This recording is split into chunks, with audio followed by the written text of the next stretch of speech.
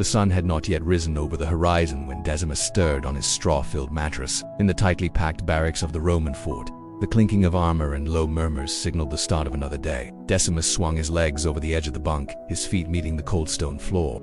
He shared his contubonium, his tent group, with 7 others. His gladius, a short sword built for stabbing, hung at his side, balanced by the rectangular scutum shield leaning against the wall. Drills were the backbone of Roman power. They trained daily, marching in formation, shield maneuvers, and mock combat. Even veterans were expected to perform them with the precision of a machine. Any sign of disobedience or disorder could result in a public punishment before the entire unit, a spectacle no soldier wished to be part of. Discipline wasn't just encouraged in the Roman army, it was enforced with lashes, fines, or worse. Today, Decimus was assigned to dig a drainage ditch outside the camp wall. He swung a pick in rhythm with others, their shovels clearing out muck to improve sanitation. Dirt smeared and sore, Decimus sat with his contubonium at their shed fire pit. Dinner was a slightly heartier affair. More pools, maybe beans or lentils, with wine if they had it. They told stories, sharpened blades, played dice, and laughed at crude jokes, brief glimpses of humanity in an otherwise rigid world. On other days, he might build roads, construct siege equipment, or patrol the outer perimeters. There was no room for laziness or delay.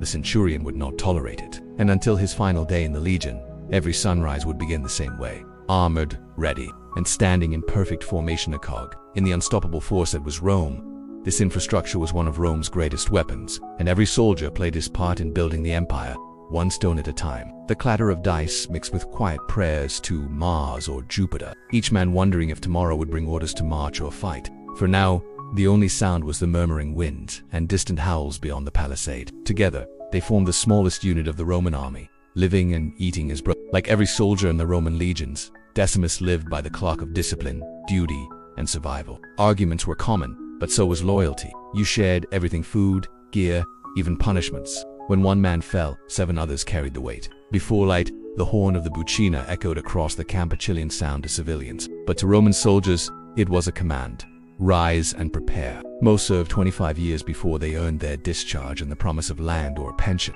It was a long, grueling path for men often recruited from far-flung provinces, not native Italians. The morning routine was fast and efficient. Boots were strapped, tunics adjusted, and armor fastened. His larica segmented dad at iconic banded iron armor clanked as he tightened the straps. Pools, a thick porridge of grains, was common fare. Sometimes they received bread, cheese, olives, or dried fruit. It was their routine, their training, and their unyielding loyalty to the empire. Meat was rare, unless they were on campaign and had recently raided a village. Water was usually mixed with a bit of posca, a sour wine vinegar drink that kept it from going stale. Sweat poured under helmets and dust clung to every surface. The legion was a living weapon, forged through routine. By first light, Decimus stood in formation on the practice field.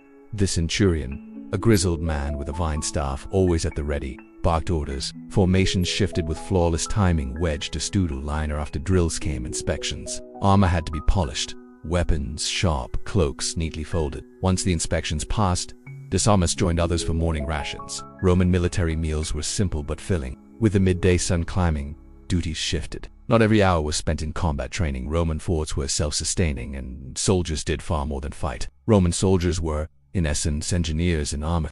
The same hands that wielded spears also erected aqueducts, bridges, and forts. By late afternoon, the sun began to dip. The last horn blast called the soldiers back to the barracks. Life in the barracks was close, noisy, and never private. But beneath the camaraderie lay a steel-hard discipline. Roman soldiers could not marry while in service. As night fell, Decimus cleaned his gear. No excuse would be accepted if his gladius rusted. In this disciplined rhythm drill, dig, eat, sleep, roams, war machine never rested. It was not the legion's size or strength that made them unbeatable. Tomorrow Decimus would rise again to the sound of the boot. Follow for more.